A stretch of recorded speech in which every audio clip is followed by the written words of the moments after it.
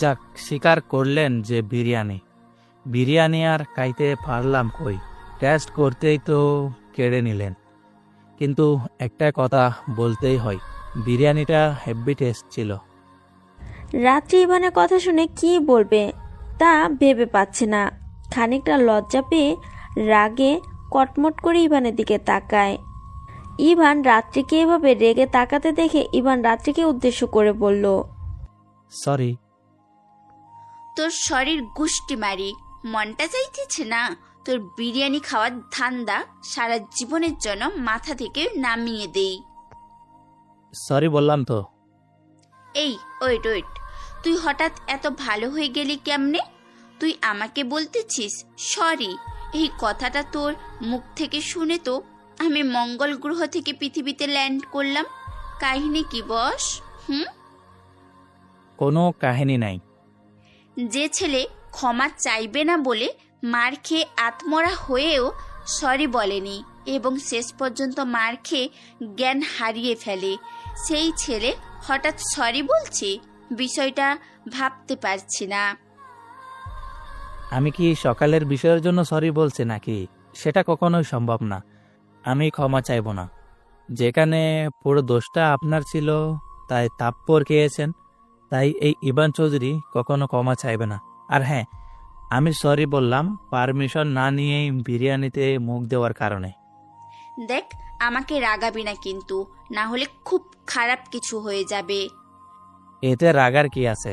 আমি যা বললাম মন থেকে সত্যি কথাই বললাম। যেখানে দোষ করিনি সেখানে ক্ষমা চাইবো কেন? ভেবেছিলাম কাল সকালে তোকে ছেড়ে দিব যেহেতু সরি বলেছিস, কিন্তু এখন এসব শুনে তোর আর ছাড়া পাওয়া হলো না রে। সেটা আপনার বিষয়। বাসায় গিয়েই বা কি করব? তার চেয়ে এখানেই আসি, ভালো আছি। তুই কি রে ভাই, মানুষ নাকি অন্য কিছু? এত মার খাওয়ার পরও বলছিস এখানেই ভালো আছিস? কারণ কি? কারণ আছে একটা। কি? বলা যাবে না, সিক্রেট। তবে একটা বিষয়, এখানে থেকে অনেক ভালো হলো। জীবনের প্রথম এরকম বিরিয়ানি টেস্ট করলাম। তুই তো দেখতেছি ইন্টারন্যাশনাল ক্যারেক্টারলেস, সাথে ইন্টারন্যাশনাল লুচ্চা। এখনই এইটুকুতেই ইন্টারন্যাশনাল লুচ্চা বলছেন? সারা জীবন তো পরেই আছে, তখন কি বলবেন? মানে? না কিছু না, আমার খুব ক্ষুধা পেয়েছে। তো খাইয়ে দেন। তুই একটু আগে যেটা করলি, এর পরও ভাবছিস তুই খাবার পাবি? তোর খাবার নাই। প্লিজ দেন না, খুব ক্ষুধা পেয়েছে, সকাল থেকে কিছু খাইনি। ইভান বাচ্চাদের মতো অসহায়ভাবে তাকিয়ে অসহায় মুখ করে বলল কথাটা। ইভানের এভাবে তাকিয়ে থাকতে আর এভাবে বলতে দেখে রাত্রির মায়া হয়। তখন রাত্রি বলে, তারপর ইভান খাটের এক সাইডে বসে পড়ে। রাত্রি হাত ধুয়ে এসে টেবিল থেকে খাবার নিয়ে ইভানকে খাইয়ে দিতে। কয়েক ঘন্টার আগে না বললি যে মরে গেলেও আমার হাতে খাবি না? তাহলে হঠাৎ আমার হাতে খাইতে চাইছিস? তোর হাব ভাব কিন্তু আমার ভালো লাগছে না। কাহিনী কি? কাহিনী অনেক কিছু, আপনার জানা লাগবে না। খাইয়ে দিবেন কি না সেটা বলেন, খুব খিদে পেয়েছে। ঠিক আছে, তুই খাটে বস, আমি হাত ধুয়ে আসছি। তারপর ইভান খাটের এক সাইডে এসে বসে পড়ে। রাত্রি হাত ধুয়ে এসে টেবিল থেকে খাবার নিয়ে ইভানকে খাইয়ে দিতে লাগে, আর ইভান রাত্রির দিকে তাকিয়ে থাকে। দুইজনেরই এক অন্যরকম অনুভূতি হচ্ছে। সম্পর্কটা অন্য কিছু হলে এখানে অন্য কিছু হতে পারত। রাত্রি জীবনে প্রথম কাউকে খাইয়ে দিচ্ছে, ভাবতেই রাত্রির মনে এক অন্যরকম অনুভূতি কাজ করছে। মাঝরাতে একটা মেয়ে একটা ছেলেকে খাইয়ে দিচ্ছে, ভাবতেও এক অন্যরকম রোমান্টিকতা কাজ করে। দুজনের গরম নিঃশ্বাস একে অপরকে এক অন্য অনুভূতির সৃষ্টি করে।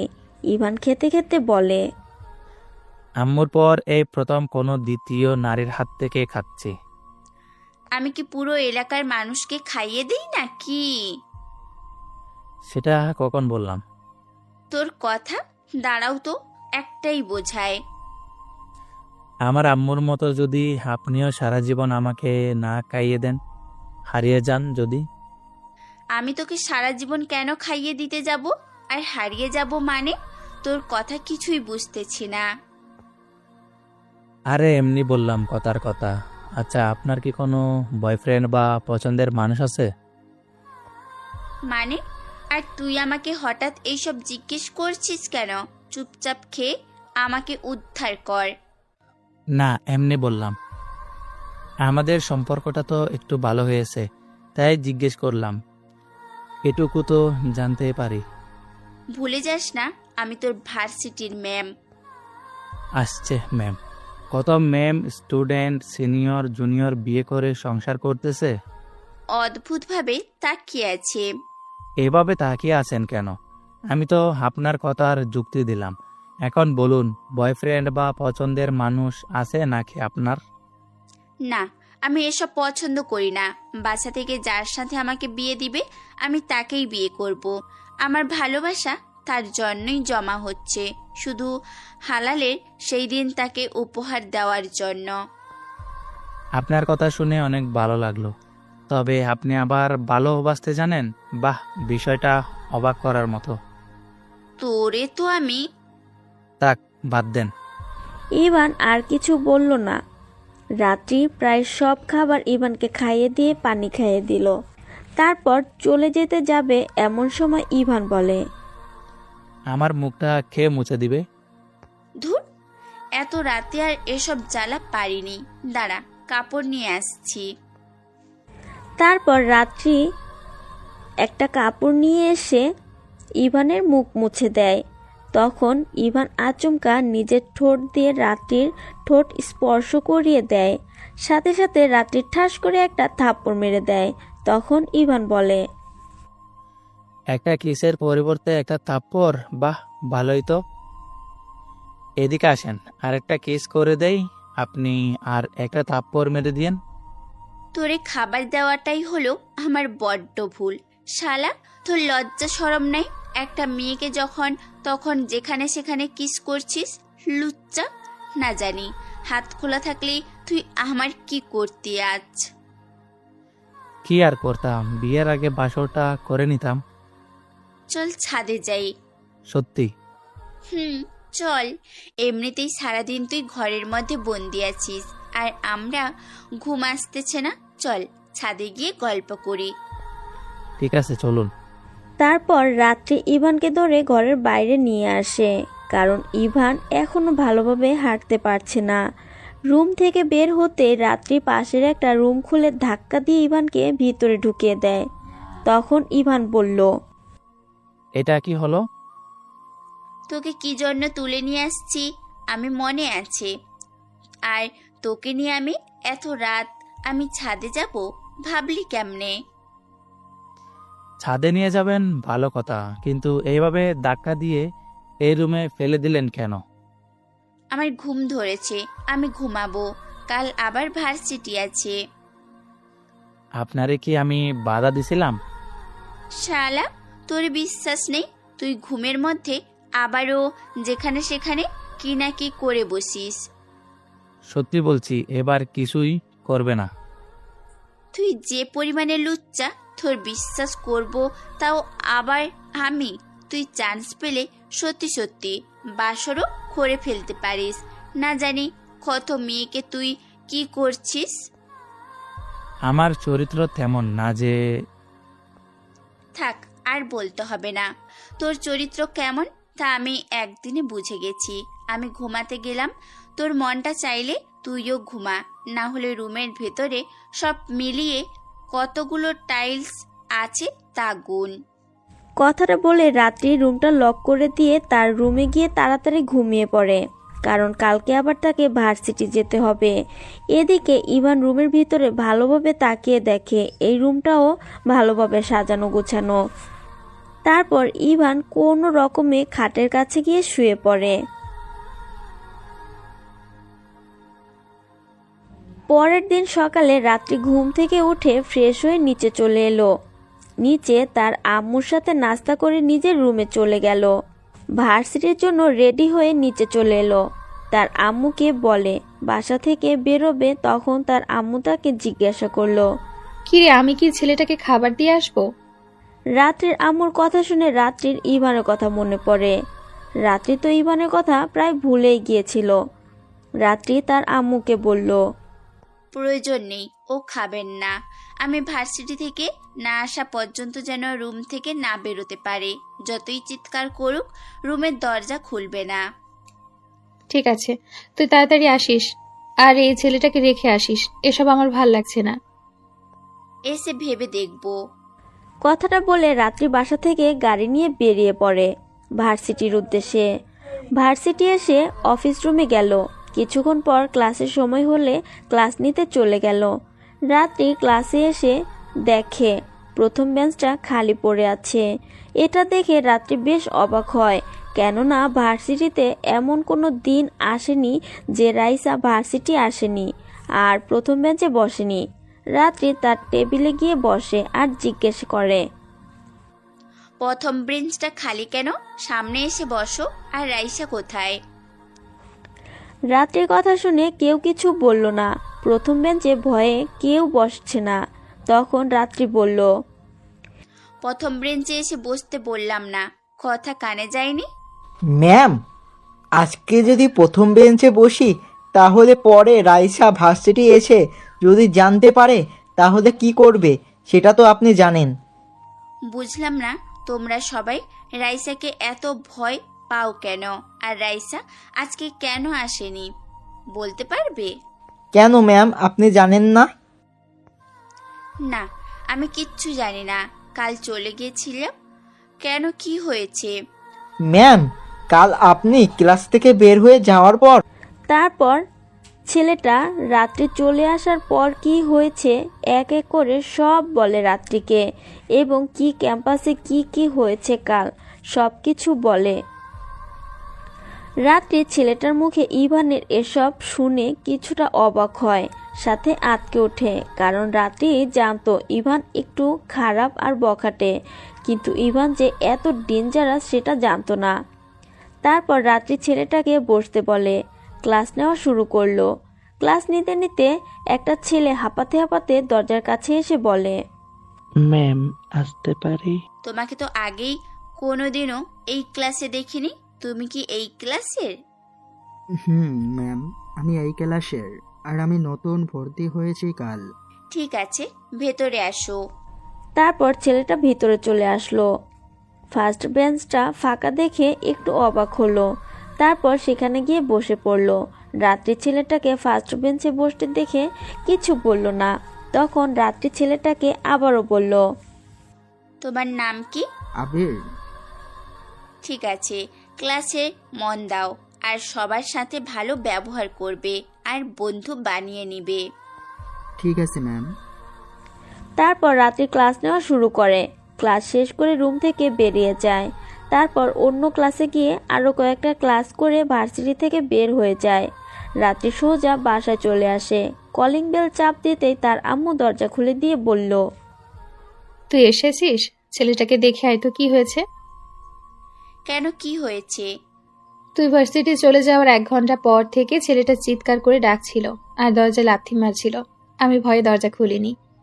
ঠিক আছে, আমি দেখছি। কথাটা বলে রাত্রি তার রুমে চলে যায়। রুমে গিয়ে দেখে ইভান নাই। এটা দেখে রাত্রি ঘাবড়ে গেল যে ইভান গেল কই। তখন কালকে রাতের কথা মনে পড়ল রাত্রির। রাত্রি নিজের মাথায় নিজেই একটা বাড়ি দিয়ে দিল। রাত্রির মনেই ছিল না যে কাল রাতে সে ইভানকে পাশের রুমে রেখে এসেছে। রাত্রি পাশের রুমে গিয়ে দরজাটা খুলে ভিতরে ঢুকলো। ইভান দরজা খোলার শব্দ পেয়ে সেদিক তাকালো। রাত্রি ভিতরে ঢুকে দেখতে পায় ইভান ফ্লোরে মাথা নিচের দিকে দিয়ে বসে আছে। তখন রাত্রি বলল, কিরে, চিৎকার করছিলি কেন? আর দরজায় লাথি মারছিলি কেন? মন চেয়েছিল তাই। কোনো সমস্যা? তুই কাল ভার্সিটির এইগুলো কি কি করেছিস আমি আসার পর? যা করেছি ঠিক করেছি। আমার নামে মিথ্যা কথা বলে আবার আমাকেই মারতে এসেছিল, তাই এখন মনে হয় নিজেই আইসিইউতে ভর্তি আছে। তোর এইসব করা একদম ঠিক হয়নি। তুই কি ভেবেছিস রাইসা ওরা তোকে ছেড়ে দিবে? কখনোই না। এই ইভান চৌধুরী কাকে ভয় পায় না? আপনার কি মনে হয় ওরা এবার আমার কিছু করতে আসলে বেঁচে ফিরবে? তুই কে? তোর বাবা মার নাম কি? তোর পরিচয় দে। তোর আমার সুবিধা লাগছে না। তুই কাল রাত থেকে আমার সাথে যেমন ব্যবহার করেছিস, আমার মনে হয় সে তুই এত ভালো। তোর মধ্যে বড় কোনো ঝামেলা আছে। ইভান কিছু বলার আগে কেউ একজন রুমে প্রবেশ করলো। ইভান তাকিয়ে দেখে একটা মহিলা হাতে খাবার নিয়ে রুমে ঢুকলো। তা দেখে ইভান বলল, আমার তো মনে হয়েছিল এ বাড়িতে কেউ থাকে না, শুধু আপনি একাই থাকেন। এত ডাকাডাকি করলাম, কেউ দরজাটা পর্যন্ত খুলল না। চিৎকার দিয়ে দরজায় লাথি মারলে কে খুলবে? ভয়েও তো কেউ আসবে না। আর আম্মু, তুমি এভাবে খাবার নিয়ে আসলে কেন? ছেলেটা সকাল থেকে কিচ্ছু খায়নি, খিদে পেয়েছে হয়তো, তাই নিয়ে এলাম। ও পরে খাবে, আমি খাবার নিয়ে আসবো, তুমি এখন খাও। খাবারগুলো নিয়ে এসেছি যখন, তুই খেয়ে নে। না, আমি খাবো না, ইচ্ছে করছে না। আরে খেয়ে নে, আমি তোকে খাইয়ে দিচ্ছি। ঠিক আছে, দাও। অনেক দিন ধরে তোমার হাতে খাই না। তারপর রাত্রির আম্মু রাত্রিকে ইভানের সামনে খাইয়ে দিতে লাগলো। ইভান ভ্রু কুঁচকে রাত্রির দিকে তাকিয়ে ভাবতে লাগলো, কিরকম বজ্জাত খচ্চর মেয়ে, এইটা আমার জন্য আনা খাবার নিজে খেয়ে নিচ্ছে, তার আবার আমার সামনে, তার আম্মুর হাতে। ইভান তাকিয়ে দেখে রাত্রির আম্মু রাত্রিকে যত্ন সহকারে খাইয়ে দিচ্ছে আর রাত্রি তৃপ্তি সহকারে খাচ্ছে। এটা দেখে ইভান আস্তে করে হেসে দিল। ইভানের এরকম হাসি দেখে রাত্রি অবাক হয়ে বলল, কি রে, এভাবে হেসে উঠলি কেন? আপনার খাওয়া দেখে হাসি চলে আসলো। আমার আম্মু আমাকে কোনো এক সময় ঠিক এইভাবে খাইয়ে দিত। কেন এখন দেয় না? না, কেন দেয় না? কি হয়েছে? থাকলে তো দিবে, না থাকলে কেমনে দিবে? মানে? আমার আম্মু আর বেঁচে নেই, আমি আমার আম্মুকে খুন করেছি। ইভানের কথা শুনে আঁতকে উঠল রাত্রি ও তার আম্মু। ইভানের দিকে অদ্ভুতভাবে তাকিয়ে আছে দুজন, যেন বিশ্বাসই হচ্ছে না তাদের এই কথা। তারা নিজেদের কানকে বিশ্বাস করতে পারছে না। তখন রাত্রি অদ্ভুত সূচকে বলে, কি যা তা বলছিস? আমি যা বলছি ঠিক বলছি। আর একদিনে হয়তো আপনি বুঝে গেছেন যে এই ইভান চৌধুরী মিথ্যে কথা বলে না। তুই কি সত্যি তোর আম্মুকে খুন করেছিস, নাকি আমাদের ভয় দেখানোর জন্য এসব বলছিস? আমি আমার আম্মুকে খুন করেছি। আর আমি আপনাদের ভয় দেখাতে যাব কেন, যেখানে এই ইভান চৌধুরীর নাম শুনলে সবাই ভয় পায়? ইভানের কথা শুনে রাত্রি রেগে গেল। রাত্রির চোখ মুখ লাল হয়ে গেল। রাত্রি কল্পনা করতে পারছে না যে একটা ছেলে কিভাবে তার নিজের আম্মুকে হত্যা করতে পারে। রাত্রি ইভানের কথা শুনে তার আম্মুকে তার রুম থেকে বের করে দিয়ে দরজাটা লক করে দিল। রাত্রি এত পরিমাণে রেগে গেছে যে রাগে তার শরীর কাঁপছে। রাত্রি আর কোনো কথা না বলে ইভানকে বেল্ট দিয়ে অনবরত মারতে লাগলো। ইভান চুপচাপ মার খাচ্ছে, কিছু বলছে না এবং কি চিৎকারও করছে না। রাত্রি ইভানকে বেল্ট দিয়ে প্রায় 5 মিনিট অনবরত পেটাতে লাগলো। ইভানের চোখ বেয়ে পানি পড়ছে, কিন্তু ইভান মুখ দিয়ে কোনো কথা বের করছে না, চুপচাপ মার খাচ্ছে। এক পর্যায়ে রাত্রি ইভানকে মারতে মারতে আধামরা করে দিল। তারপর ইভানের দিকে একবার তাকিয়ে রুম থেকে রেগে বেরিয়ে গেল। রাত্রি ইভানকে এত পরিমাণে মেরেছে যে কিছুক্ষণের মধ্যে ইভান অজ্ঞান হয়ে গেল। রাত্রি লাঠিটা ফ্লোরে ছুঁড়ে মেরে রুম থেকে বেরিয়ে যায়। রাত্রি নিচে চলে এসে মাথায় হাত দিয়ে সোফায় বসে পড়ে। তখন তার আম্মু বলে, একটা ছেলে কিভাবে তার আম্মুকে খুন করতে পারে, বিষয়টা জাস্ট ভাবতে পারছি না আমি। আমার ভয় করছে, তুই ওই ছেলেকে পুলিশে দিয়ে দে, না হলে আমাদেরও মেরে ফেলতে পারে। ভাবতে পারছি না আমি কি করব। পুলিশে ধরিয়ে দিলে আমার হাতে কোনো প্রমাণ নেই, আর এভাবে মারার কারণ আমরাই ফেঁসে যেতে পারি। তো এখন কি করবি? জানি না। আমি কিছু জানি না। তুই ওই ছেলেটাকে আজই বাড়ি থেকে বের কর। কি করবি না করবি আমি জানি না। ছেলেটা যদি কোনোভাবে ছাড়া পেয়ে যায় তো আমাদের কপালে দুঃখ আছে। তেমনটা মনে হচ্ছে না। আচ্ছা, আব্বুকে একটা কল করে দিলে কি বলে? এই বলে রাত্রি ফোন বের করে তার আব্বুকে কল করতে যাবে, এমন সময় কলিং বেল বেজে ওঠে। রাত্রি তার আম্মু একটু চিন্তায় পড়ে যায় যে এখন কে আসতে পারে।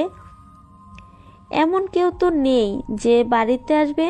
তখন রাত্রির আম্মু বলে, আমি দেখে আসি কে। সাবধানে, আগে দেখবে কে, তারপর দরজা খুলবে। এখন তো কেউ আসার কোনো কথা না, আর আব্বু তো বাসায়ও নাই যে কাজের জন্য আসবে। আচ্ছা ঠিক আছে। কথাটা বলে রাত্রির আম্মু দরজা খুলতে চলে যায়। দরজার কাছে গিয়ে কাছ দিয়ে দেখতে লাগে কে এসেছে। রাত্রির আম্মু তাকিয়ে দেখে রাত্রির আব্বু। এটা দেখে সাথে সাথেই রাত্রির আম্মু দরজা খুলে দেয়। এতক্ষণ লাগে দরজা খুলতে? তুমি না কালকে চট্টগ্রাম গেলে ব্যবসার কাজে, তাহলে চলে এলে কেন? আর এত ফার্স্ট কেমনে আসলে? চট্টগ্রাম যাইনি, যা সমস্যা হয়েছিল তা এখান থেকে সমাধান হয়ে গেছে, তাই আর যাওয়ার প্রয়োজন পড়েনি। তাহলে এতক্ষণ কোথায় ছিলে? রাতটা ছিলাম অফিসে, আর এতক্ষণ পর্যন্ত। আর রাত্রি কোথায়? ড্রয়িং রুমে বসে আছে, যাও দেখো। তারপর রাত্রির আব্বু ভিতরে চলে আসে। তিনি তাকিয়ে দেখে রাত্রি মাথায় হাত দিয়ে সোফায় বসে আছে। তিনি গিয়ে রাত্রির মাথায় হাত দিয়ে বলে, কি রে মা, কি হয়েছে? এভাবে মাথায় হাত দিয়ে বসে আছিস কেন? আব্বু তুমি? কি হয়েছে? এভাবে বসে আছিস কেন? তুমি না চট্টগ্রামে গিয়েছিলে, চলে এলে কিভাবে? না, যাইনি, অফিসেই ছিলাম। এখন বল, তোর কি হয়েছে? অনেক কিছু হয়ে গেছে। কি হয়েছে খুলে বল। আর ওই ছেলেটাকে কি করেছিস? যত সমস্যা তো ওই ছেলেটাকে নিয়ে। ছেলেটা এখন কোথায় আছে? আর তোকে কিছু করেছে নাকি? তারপর রাত্রি একে একে সব খুলে বলে তার আব্বুকে, শুধু খাইয়ে দেওয়ার আর তাকে কিস করার ব্যাপারটা বাদ দিয়ে, আর একটু আগে বলা ইভানের কথাটা। আচ্ছা আব্বু, একটা ছেলে কতটা জঘন্য হলে তার মাকে খুন করতে পারে ভাবতে পারছো তুমি? ভালো হয়েছে আমার কোনো ছেলে নাই, যদি ওই ছেলের মতো হতো। চল আমিও তো যাই একটু দেখি কে ওই ছেলে যে তার মাকে খুন করে এতটা মহৎ কাজ করেছে। তারপর রাত্রি আর তার আব্বু আম্মু সহ উপরে উঠে রুমের সামনে চলে আসে। রাত্রি দরজাটা খুলে ভিতরে ঢুকে, সাথে তার আব্বু আম্মু। তারা ভিতরে ঢুকে চমকে যায়। ছেলেটা অজ্ঞান হয়ে ফ্লোরে পড়ে আছে, আর শরীরে বিভিন্ন স্থানে থেকে হালকা রক্ত পড়ছে। এত বাজেভাবে রাত্রি ইভানকে মেরেছে যে তারা ভাবতে পারছে না। তখন রাত্রির আম্মু বলে, ছেলেটাকে এভাবে কেন মেরেছিস? ছেলেটা তো মরে যাবে। মরলেই ভালো, এই দুনিয়ায় ওর মতো ছেলের বেঁচে থাকার অধিকার নেই। যতই অপরাধ করুক এভাবে কেউ কাউকে মারে? ছেলেটার মুখটা এদিকে একটু ঘুরাতো, মুখটা একটু দেখি, দেখতে পাচ্ছি না। রাত্রিকে ইভানের চুল সরিয়ে মুখটা তার আব্বুর দিকে ঘুরায়। তার আব্বুর সাথে সাথে অস্থির হয়ে বলে, ইভান? রাত্রির আব্বু সাথে সাথে গিয়ে ইভানকে ধরে আর তুলে বিছানায় শুয়ে দেয়, আর সাথে সাথে ফোন বের করে ডক্টরকে কল করে 10 মিনিটের মধ্যে আসতে বলে। রাত্রি আর তার আম্মু কিছুই বুঝতে পারছে না। তখন রাত্রি বলে, আব্বু, তুমি এই ছেলেটাকে চেনো? কথাটা বলতে রাত্রির আব্বু ঠাস ঠাস করে 2টা থাপ্পড় মেরে দেয় রাত্রিকে। রাত্রির টাল সামলাতে না পেরে সোফায় গিয়ে ছিটকে পড়ে। সাথে সাথে গিয়ে রাত্রির আম্মু রাত্রিকে ধরে। তখন রাত্রি বলল, আব্বু, তুমি আমার গায়ে হাত তুললে? এই প্রথম হাত তুলতে বাধ্য হলাম। তুই জানিস এই ছেলেকে? ওর সম্বন্ধে কোনো ধারণা আছে তোর? না, কে কে এই ছেলে? এই ছেলে হচ্ছে বাংলাদেশের টপ বিজনেসম্যান ইকরাম চৌধুরীর ছেলে ইভান চৌধুরী। আর এই ছেলের পাওয়ার সম্বন্ধে কোনো ধারণা আছে তোর? এই ছেলে চাইলে আমাদের কয়েক মিনিটের ভিতরে মেরে ফেলতে পারে। তুমি এসব কিভাবে জানো? আমি বিজনেসের কাজে কয়েকবার গেছি ওনার অফিসে, এমন বাসায়। ওনার সাথে আমার ভালো সম্পর্ক গড়ে উঠেছে, তাই এইসব জানি। ওর আম্মু ছোটবেলায় মারা যায়, আর তার বেশ কয়েক মাস পর ইকরাম চৌধুরী বিয়ে করে আনে মিসেস মেহের চৌধুরীকে। ওর আম্মু মারা যায়নি, ও নিজে মেরে ফেলেছে। সেই কথাটা একটু আগেও নিজে আম্মু আমাকে বলেছে। এই ছেলে একটা খুনি। এই খুনির জন্য তুমি আমাকে মারলে? এই খুনির প্রতি এত দরদ কেন তোমার? ওর আব্বু অনেক বড়লোক বলে? রাত্রির কথা শুনে তার আব্বু আরও রেগে যায় এবং রাত্রিকে মারতে আসে। রাত্রির আম্মু গিয়ে তার আব্বুকে আটকায়। তখন তার আব্বু বলে, তুই কাকে কি বলছিস জানিস? তুই কাকে খুনি বলছিস? সব কিছু জানিস তুই? সবকিছু জানা দরকার নেই। একটা ছেলে কতটা ভালো হলে যে তার আম্মুকে মেরে ফেলতে পারে তা আমি জানি। আবার আমার মুখে মুখে কথা বলছিস? ওর আম্মুকে ও খুন করেনি, ওর আম্মু অ্যাক্সিডেন্টে মারা গেছে। মানে তুমি এসব কি বলছো আব্বু? আর তোমার কথা যদি সত্যি হয় তাহলে আমাকে বললে কেন যে ওর আম্মুকে মেরে ফেলেছো? সে আর এত মার খাওয়ার পর ও কোনো কথা বলবে না কেন? আমি যা বলছি ঠিক বলছি। ইভানের 4 কিংবা 5 বছর বয়স।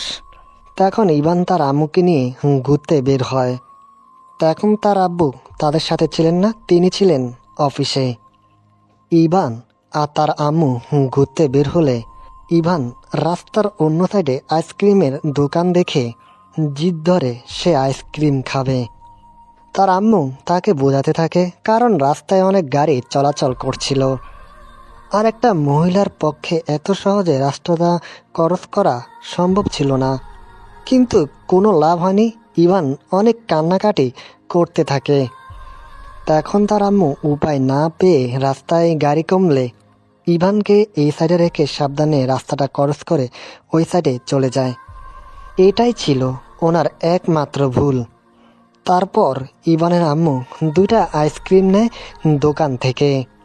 ইভান রাস্তার অন্য পাশ থেকে তার আম্মুকে আইসক্রিম নিতে দেখে খুশিতে ইভান কোনো কিছু না বুঝে দৌড়ে রাস্তার মাঝ দিয়ে তার আম্মুর দিকে আসতে থাকে। তার আম্মু আইসক্রিম ফেলে দিয়ে কোনো কিছু না দেখে ইভানের দিকে দৌড়ে যেতে লাগে। এমন সময় একটা গাড়ি এসে ইভানের আম্মুকে ধাক্কা দেয়। এমন সাথে সাথে তিনি স্পট ডেড হয়ে যায়। এমন আশেপাশের লোক জড়ো হতে থাকে। ইভান তার আম্মুকে জড়িয়ে ধরে কান্না করতে থাকে। কথাগুলো বলেই থেমে গেল রাত্রির বাবা। কথাগুলো শুনে রাত্রি আর তার আম্মু চোখ থেকে পানি পড়তে থাকে। রাত্রির বাবার চোখের কোণেও পানি চলে এসেছে। রাত্রির বাবার চোখের কোণে জমে থাকা পানি মুছে নিয়ে আবারও একটা নিঃশ্বাস ফেলে বলল, ইভানের বয়স কম থাকায় ইভান শুধু মা মা করতে থাকে আর কান্না করতে থাকে। ইভানকে কোনোভাবে সামলাতে পারছিল না তার বাবা। ইভান সারাক্ষণ মা মা বলে কান্না করত। তারপর ইভান চৌধুরী কোনো উপায় না পেয়ে ইকরামের জন্য মিসেস মেহের চৌধুরীকে বিয়ে করে আনে। কিন্তু কোনো লাভ হয়নি। ইভানকে অনেক বোঝানোর পরও বুঝতে চাইতো না। সে মেহের চৌধুরীকে নিজের মা বলে মেনে নিতে পারছিল না। এমনকি ইভান সে ছোট থেকে মেহের চৌধুরীকে মা বলে ডাকেনি। ইভান আস্তে আস্তে বড় হতে থাকে আর বুঝতে থাকে। তখন থেকে সে ভাবে তার মায়ের মৃত্যুর জন্য সে দায়ী, আর তার আব্বুকে ঘৃণা করতে থাকে। কেননা মিস্টার ইকরাম চৌধুরী মেহের চৌধুরীকে বিয়ে করেছিল। ইভান ভাবে তার আব্বু তার আম্মুকে কোনোদিন ভালোবাসেনি, যার কারণে তিনি নতুন করে বিয়ে করে এনেছিলেন, আর তার সাথে মেহের চৌধুরীকেও ঘৃণা করতে থাকেন। ইভানকে আজ পর্যন্ত কেউ বোঝাতে পারেনি যে ইকরাম চৌধুরী তার জন্য বিয়ে করেছিল। এটা বুঝতে ইভান নারাজ। মিসেস মেহের চৌধুরীও ইভানকে অনেক ভালোবাসে, নিজের ছেলে ভাবে। তাই তো মিসেস মেহের চৌধুরী বিয়ের পর ইভানের জন্য কোনো বাচ্চা নেয়নি, ইভানকে নিজের ছেলে ভাবে। কিন্তু ইভান এটা মানতে নারাজ। ইভান ভাবে এটা কেবল অভিনয়। ইভান প্রতিনিয়ত মিসেস মেহের চৌধুরীর সাথে বাজে ব্যবহার করে, কিন্তু তিনি সব সহ্য করে নিজের ছেলে ভেবে। তার একটাই আফসোস, তিনি বিয়ের পর থেকে ইভানের মুখ থেকে একবারও মা ডাকটা শুনতে পারেনি। আর তিনি এটাও বিশ্বাস করেন যে কোনো না কোনো একদিন ইভান তাকে মা ডেকে বুকে জড়িয়ে নেবেন। রাত্রির আব্বুর কথা শুনে রাত্রি কি বলবে ভেবে পাচ্ছে না। চুপচাপ মাথা নিচু করে আছে আর চোখের কোণ থেকে পানি পড়ছে। রাত্রি নির্দোষ একটা ছেলেকে এত বাজেভাবে মেরেছে, তাও আবার 2 বার। রাত্রির আব্বু আম্মু কোনো কথা বলছে না, চুপ করে আছে। রাত্রি কোনো কথা না বলে ইভানের পাশে গিয়ে বসে, ইভানের মাথায় হাত বুলাতে থাকে। এটা দেখে তার আব্বু ও আম্মু খানিকটা অবাক হয়, কিন্তু কিছু বলে না। কিছুক্ষণের মধ্যে ডক্টর চলে আসে।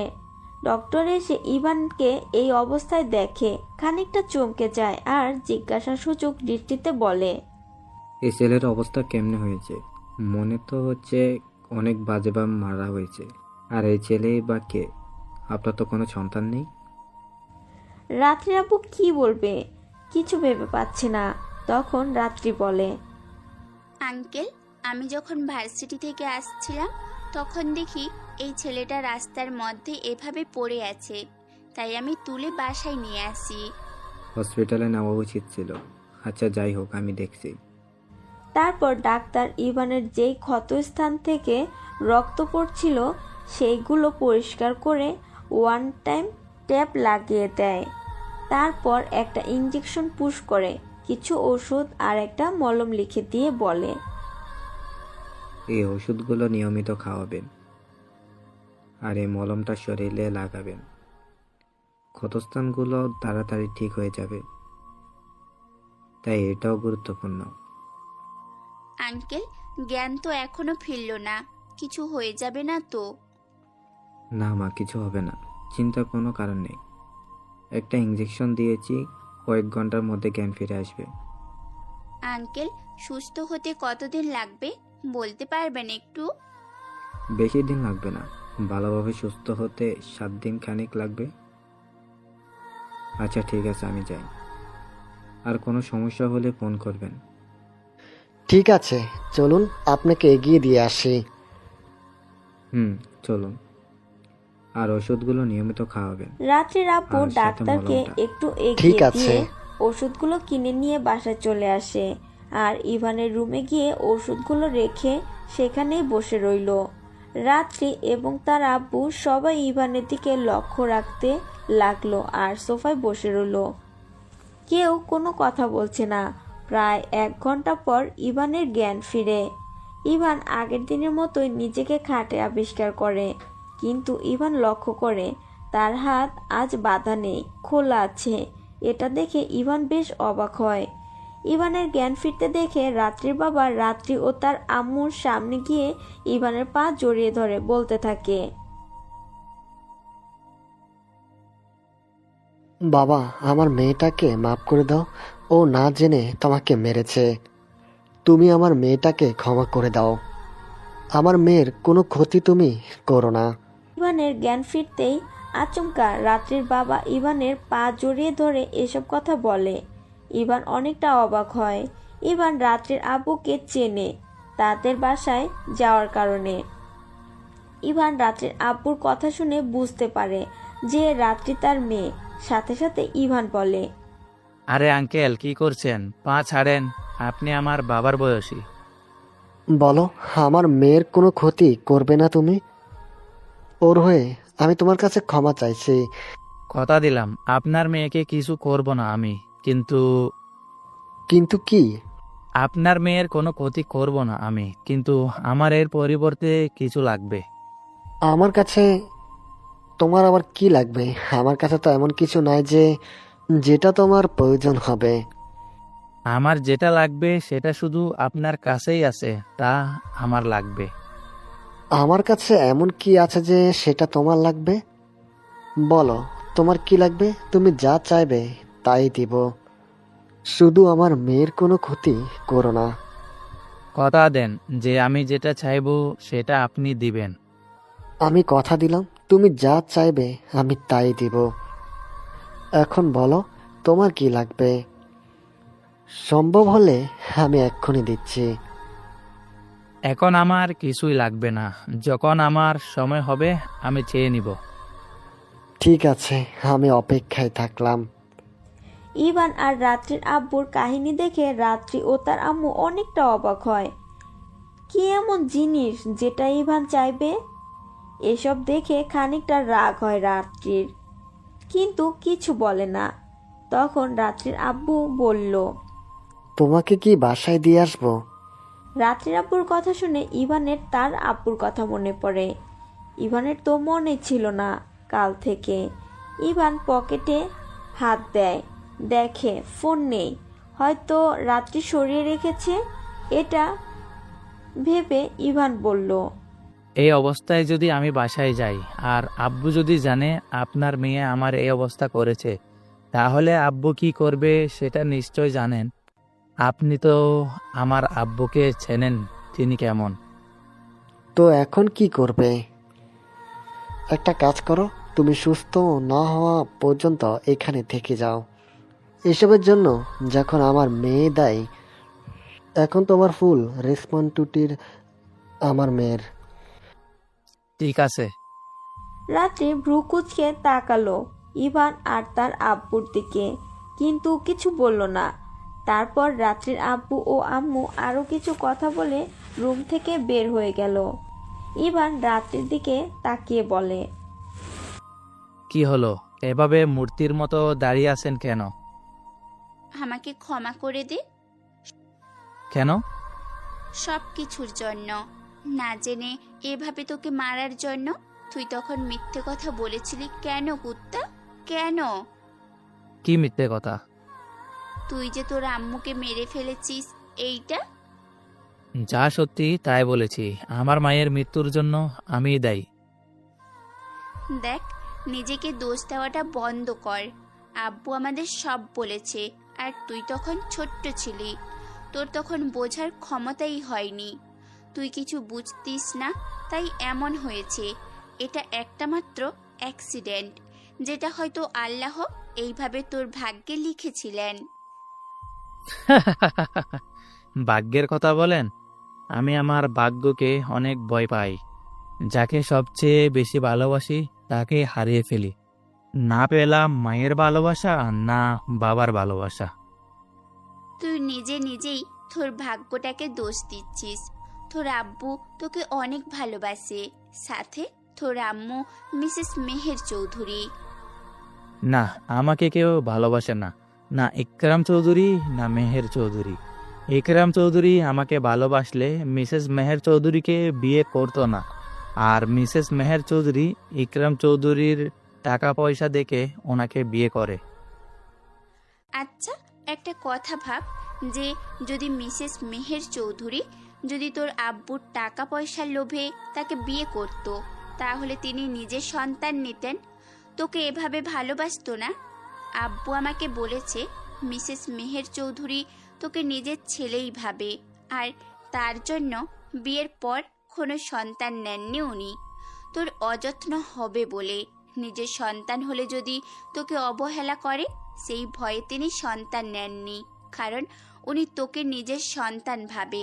আর তোর আব্বুও তোকে অনেক ভালোবাসে, কারণ 4-5 বছর বয়সী একটা ছেলের জন্য মা নামক নারীটা অত্যন্ত গুরুত্বপূর্ণ। তখন মায়ের প্রয়োজন সবচেয়ে বেশি। তাই তোর আব্বু তোর ভবিষ্যতের কথা ভেবে মিসেস মেহের চৌধুরীকে বিয়ে করে নিয়ে আসে। স্টপ প্লিজ, আমি আর এসব নিতে পারছি না, প্লিজ এসব বন্ধ করুন। রাত্রি আরো কিছু বলতে যেও বলল না, চুপ করে ইভানের দিকে তাকিয়ে রইল। ইভানও কিছু বলছে না। ইভান বড় একটা নিঃশ্বাস ফেলে রাত্রিকে উদ্দেশ্য করে বলে, আমার ফোনটা কই? রাত্রি কিছু না বলে রুম থেকে বেরিয়ে গেল। রাত্রি তার রুমে গিয়ে ইভানের ফোনটা লক করা ড্রয়ার থেকে বের করে ইভানের কাছে এসে ইভানকে দিয়ে দিল। ইভান ফোন হাতে নিয়ে দেখে ফোন বন্ধ করে রাখা। ইভান ফোনটা তাড়াতাড়ি ওপেন করে। ইভান ফোনটা ওপেন করতেই একটা কল আসে। ইভান স্ক্রিনে তাকিয়ে দেখে মিসেস মেহের চৌধুরীর নাম্বার। ইভান কয়েক সেকেন্ড ভেবে ফোনটা রিসিভ করে। ইভান ফোনটা রিসিভ করতে মিসেস মেহের চৌধুরী কান্না করতে করতে বলে, ইভান আব্বু, কই তুই? তোর আব্বু তোকে খুঁজে বেড়াচ্ছে। তুই ঠিক আছিস তো? কাল থেকে এত ট্রাই করছি, তোর ফোন বন্ধ কেন? তোর কিছু হয়ে যায়নি তো? ইভান, কথা বল আব্বু। আমি ঠিক আছি, আর এক জায়গায় এসেছিলাম আর ফোনের চার্জ ছিল না, তাই ফোন বন্ধ হয়েছিল। তোর আব্বু কাল থেকে কিচ্ছু খায়নি, তোকে পুরো শহর খুঁজে বেরিয়েছে, আর আজ থানায় মিসিং ডায়েরি করতে গেছে। তুই কোথায় আছিস আব্বু বল, তোর আব্বু গিয়ে তোকে নিয়ে আসবে। আব্বুকে চিন্তা করতে মানা করিয়েন, বলবেন যে আমি ঠিক আছি, ফোন করেছিলাম, আর আমি আছি এক জায়গায়, এখানে থাকবো আরো 10-15 দিনের মতো, তারপরে ফিরে আসব। ঠিক আছে, সাবধানে থাকিস। আর যাই হয়ে যাক না কেন, ফোন কখনো বন্ধ করবি না, আমাদের টেনশন হয়। ঠিক আছে, আর এখন আব্বুকে ফোন করে ফিরে আসতে বলেন। ঠিক আছে বলছি, তুই নিজের খেয়াল রাখিস, আর কোনো সমস্যা হলে ফোন করবি। আচ্ছা ঠিক আছে। কথাটা বলে ইভান ফোনটা কেটে দিয়ে বড় একটা নিঃশ্বাস ফেলে। তখন রাত্রি বলে, তোর এত অবহেলার পরও তোর জন্য কান্না করে দিয়েছে, এটাই বাবা মায়ের ভালোবাসা। তুই যেটার প্রতিদান দিতে জানিস না, তোর কি এই সব কিছু নাটক মনে হয়, মিথ্যে মনে হয়? বল। ইভান কিছু বলল না, চুপ করে রইল। ইভান কি বা বলবে এখানে? ইভানের বলার মতো কোনো ভাষা নেই, কারণ রাত্রি যা বলছে সম্পূর্ণ ঠিক বলছে। ইভানকে চুপ থাকতে দেখে রাত্রি বলে, আচ্ছা এসব বাদ দে, এটা তোর সম্পূর্ণ ব্যক্তিগত বিষয়। তোর পার্সোনাল বিষয়ে আমার ইন্টারফেয়ার করার কোনো অধিকার নাই। কথাটা বলে রাত্রি রুম থেকে বেরিয়ে গেল। এটা দেখে ইভান ভাবতে লাগলো, হঠাৎ এই মেয়ের কি হলো? ইভান রাত্রির কথাগুলো ভাবছিল। 2-3 মিনিট পর রাত্রি খাবার নিয়ে আসে ইভানের জন্য। রাত্রি খাবার নিয়ে এসে হাত ধুয়ে ইভানকে খাইয়ে দিতে লাগে, আর ইভান চুপচাপ খেতে লাগে। খাওয়া দাওয়া শেষে রাত্রি ইভানকে ওষুধ খাইয়ে দেয়। ইভানকে ওষুধ খাইয়ে দিয়ে রাত্রি প্লেট নিয়ে চলে গেল। ইভান রাত্রির চলে যাওয়ার দিকে তাকিয়ে মুচকি একটা হাসি দিল, আর রাত্রিকে নিয়ে ভাবতে লাগলো। এমন সময় আবারও রাত্রি রুমের মধ্যে এলো আর ইভানকে বলল, শার্ট খোল। মানে? চিচি, আপনার কি আমাকে ওইরকম ছেলে মনে হয়? আমারও তোর এই রকম মেয়ে মনে হয়। তোর মাইন্ডটা তো খারাপ কেন শুনি? আমি তোর শার্ট খুলতে বলছি মলমটা লাগিয়ে দেওয়ার জন্য। সেটা ভালোভাবে বললেই তো হয় যে মলম লাগাবেন। আমি তো ভাবছি শার্ট খুলতে বলেছেন, কখন না জানি আবার প্যান্ট খুলতে বলেন। তুই তো দেখতেছি আসলেই একটা বড় মাপের জাউরা। তোর শরম লজ্জা নাই? শরম লজ্জা থাকলে বাবা হব কিভাবে? তাই শরম লজ্জাকে সাইডে রেখে নির্লজ্জ হওয়ার চেষ্টা করছি। তোর মেন পয়েন্টে এমন এক লাথি দিব না, সারা জীবনের জন্য বাবা ডাকটা শোনা বন্ধ করে দিব। এখন এইসব পাচাল বাদ দিয়ে শার্ট খুল। আমার শরম করছে। শালা, তুই তো দেখতেছি গিরগিটির মতো কথা চেঞ্জ করিস। যেখানে আমি মেয়ে হয়ে লজ্জা পাচ্ছি না, তুই সেখানে ঢং করিস? হুম হুম। ইভান আর কিছু কথা না বলে তার শার্ট খুলে ফেলে। রাত্রি তার দিকে একবার তাকিয়ে চোখ নামিয়ে ফেলে। তারপর রাত্রি ইভানের মার খাওয়ার জায়গাগুলোতে মলম লাগিয়ে দেয়। তখন ইভান বলে, আচ্ছা, হঠাৎ আপনি আমাকে এত কেয়ার করছেন কেন? আপনি কি আমাকে ভালোবেসে ফেলেছেন নাকি? মানে তোকে কেন ভালোবাসতে যাব আমি? আমার জন্য তোর এই অবস্থা, তাই তোর যত্ন নিচ্ছি একটু। তোর দেখছি এটাও হজম হয় না, আজ থেকে এটাও বাদ। বুঝি বুঝি, কাই আমি সুজি, একটু হইলেও বুঝি। আপনি মুখে না বললেও আমাকে ভালোবাসেন। এখানে অবশ্য আপনার কোনো দোষ নেই। চোখের সামনে এরকম একটা কিউট গুলুমুলু ছেলে থাকলে যে কেউ প্রেমে পড়ে যাবে। শালা, তুই গুলুমুলু, তোরে দেখলে যে কেউ বলবে যে তুই ভাজা মাছটা উল্টে খেতে পারিস না। কিন্তু মানুষ তো আর জানে না তুই তো পুরো মাছ কাটা সহ খেয়ে নেওয়ার মতোই লোক। বিষ খেয়ে বেঁচে যাওয়া সম্ভব, কিন্তু মেয়ে মানুষের সাথে কথায় পারা অসম্ভব। তাই আর তর্ক করলাম না। আমিও তর্ক করা আর বেশি কথা বলা পছন্দ করি না। আমি হলাম একটা সুইট গার্ল। কি মেয়ে আপনি মায়েরি, জায়গার মধ্যেই পোল্টি। চোখের সামনে কিস করে বলবেন আমি কিস করিনি। এই বেটা, পোল্টি কি? তোর মতো মুখে কোনো ভালো কথা আসছে না, তাই না? তোর মাইন্ডে কি সবসময় এইসব ঘুরে? হুম। না, আগে ঘুরতো না, কিন্তু ইদানিং এখন ঘুরে।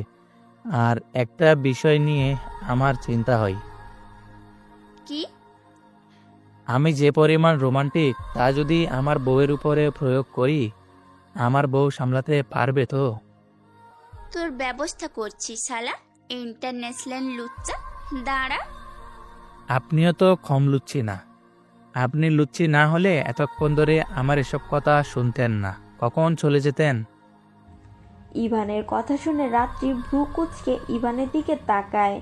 কিছু একটা ভেবে একটা কাপড় নিয়ে ইভানের মুখ বেঁধে দেয় আর বলে, জানিস, আমি একটা কথা ভেবে অবাক হই, মানুষ তোর মতো এতটা লুচ্চা কিভাবে হয়।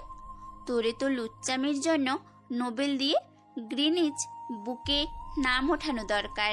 তুই থাক এইভাবে, তোর মুখ থেকে কখনো ভালো কথা বের হবে না।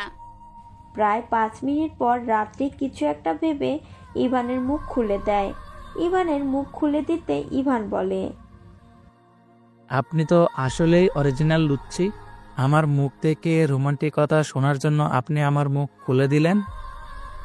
বারবার লুচ্চি লুচ্চি করতেছিস কেন? আমাকে কি তোর মতো মনে হয় নাকি? আমার মতো মনে হবে কেন? আমার মতো চাইলেও কেউ হতে পারবে না। এই ইভান চৌধুরী এক পিস। তোর মতো হতে হলে চরিত্রহীন আর লুচ্চা হতে হবে। তাই কেউ তোর মতো লুচ্চা আর চরিত্রহীন হতে চাইবে না। আপনাকে একটা সিক্রেট কথা বলি, কথা দেন কাকে বলবেন না। ঠিক আছে, বল কি কথা। কথা দেন কাউকে বলবেন না। কথা দিলাম, কাউকে বলবো না। এখন বল। কানটা আমার মুখের কাছে নিয়ে আসেন, কানে কানে বলি। রাত্রি ইভানের কথা মতো বোকার মতো ইভানের মুখের সামনে তার কান নিয়ে যায় এবং সাথে সাথে ইভান সুযোগ পেয়ে রাত্রির গালে এবং ঠোঁটে বেশ কয়েকটা কিস করে দেয়। রাত্রি ভাবতে পারেনি যে ইভান তাকে এইভাবে বোকা বানাবে। রাত্রি ইভানের দিকে রেগে তাকায়। এটা দেখে ইভান বলে, আগে রাগলে তো আপনাকে জম মনে হতো, কিন্তু এখন তো অনেক কিউটি লাগছে। মনে হচ্ছে বউ তার স্বামীর প্রতি রাগ দেখাচ্ছে। তুই আবার এইটা কি করলি? আপনি তো লুচ্চা বললেন, তাই একটু লুচ্চামি করলাম। তুই একটু আগে যেন কি বললি? আমি লুচ্চি? আমি লুচ্চি না, ওয়েট দেখাচ্ছি তোকে। কথাটা বলে রাত্রি ইভানের ঠোঁটের সাথে ঠোঁট এক করে দিল। এটা দেখে ইভান অবাক হয়ে সুযোগ পেয়ে রেসপন্স করতে লাগলো। প্রায় 2 মিনিট পর রাত্রি বুঝতে পারলো যে রাগের মাথায় সে কি করেছে। সাথে সাথে সে ইভানকে ছেড়ে দিয়ে লজ্জা পেয়ে রুম থেকে বের হয়ে যায়। এটা দেখে ইভান মুচকি মুচকি হাসতে থাকে। এভাবেই কেটে গেল 6 থেকে 7 দিন। এই 3 দিনে ইভান মোটামুটি অনেকটাই সুস্থ। রাতে অন্ধকারের মধ্যে হালকা আলোয় বসে আছে রাত্রি আর ইভান। দুজনেই চুপচাপ রাতের পরিবেশটা উপভোগ করছে।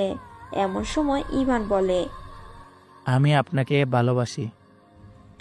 ইভানের কথা শুনে রাত্রি বেশ খানিকটা অবাক হয়ে ইভানের দিকে তাকায়।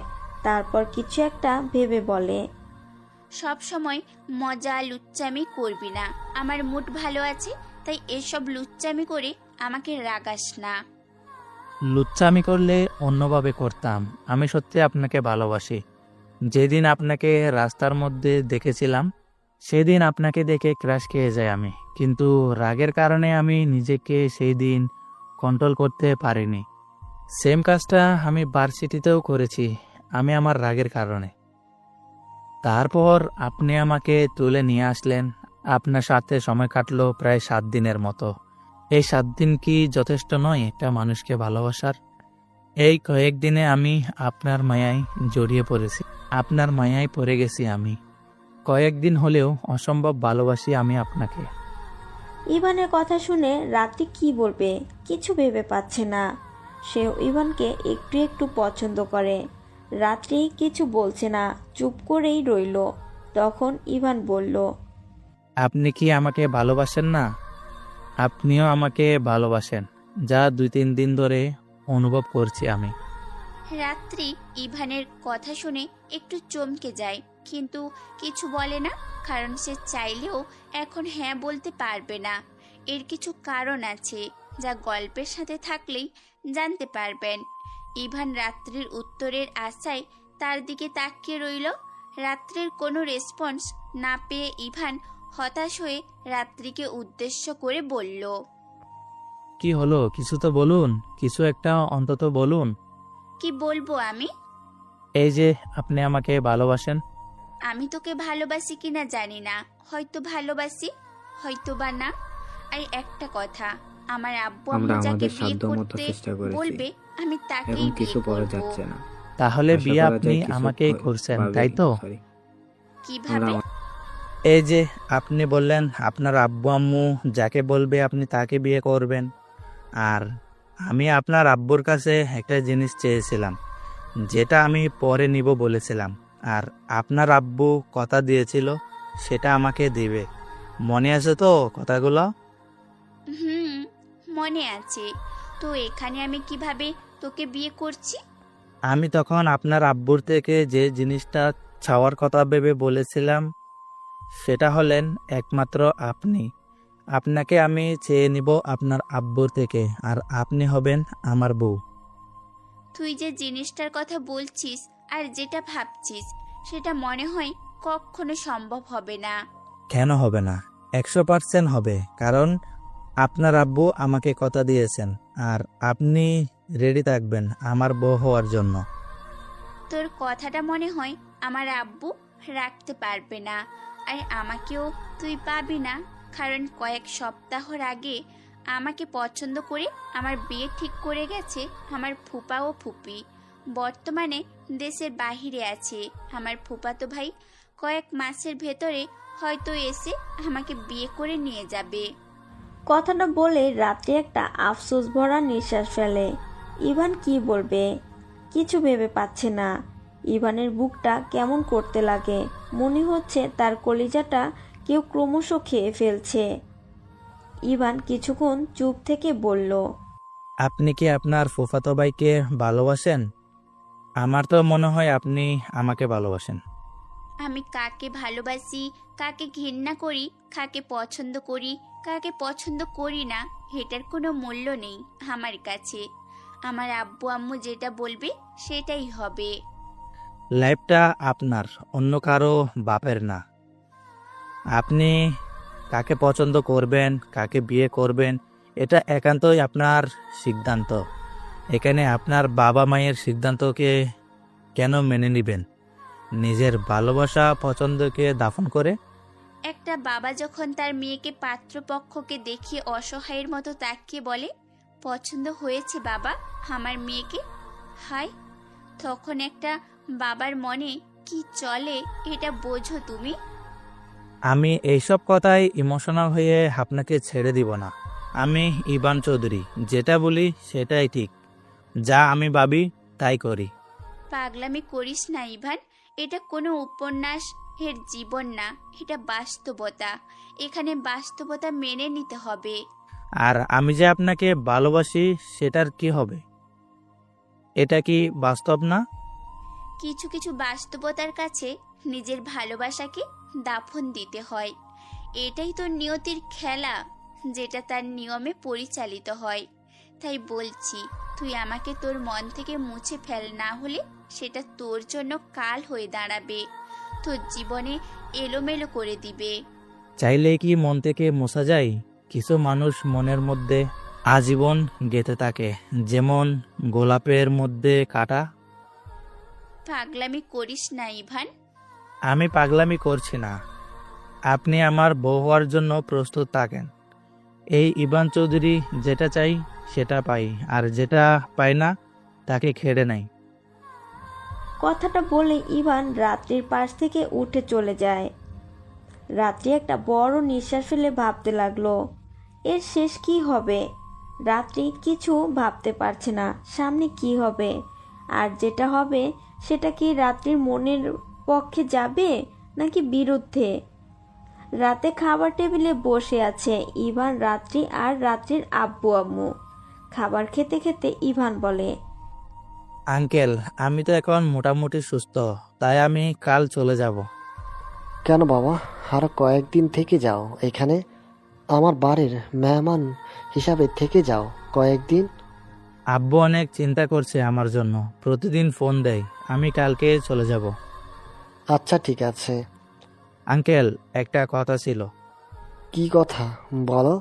আমি আপনার মেয়ের কোনো ক্ষতি করব না, পরিবর্তে আমি একটা জিনিস চাইবো বলেছিলাম, আর আপনি সেটা আমাকে দিবেন বলে কথা দিয়েছিলেন। আমার সে জিনিসটা লাগবে। আমার মেয়ের থেকে কোনো কিছুই আমার কাছে বড় নয়। কথা যেহেতু দিয়েছিলাম নিশ্চয়ই দিব। বলো কি চাও। আপনার মেয়েকে লাগবে আমার। মানে? আমি আপনার মেয়েকে ভালোবাসি এবং ওকে বিয়ে করতে চাই, আর আপনি কথা দিয়েছিলেন যে আমি যা চাইবো তাই দিবেন। আমার আপনার মেয়েকে চাই। ইভানের কথা শুনে কোনো রেসপন্স করলো না রাত্রি। রাত্রি মাথা নিচু করে বসে রইল। রাত্রির আব্বু কি বলবে ভেবে পাচ্ছে না। রাত্রির আম্মু রাত্রির আব্বুর দিকে তাকিয়ে আছে, আর ইভান তাকিয়ে আছে রাত্রির আব্বুর দিকে, যে তিনি কি বলবে।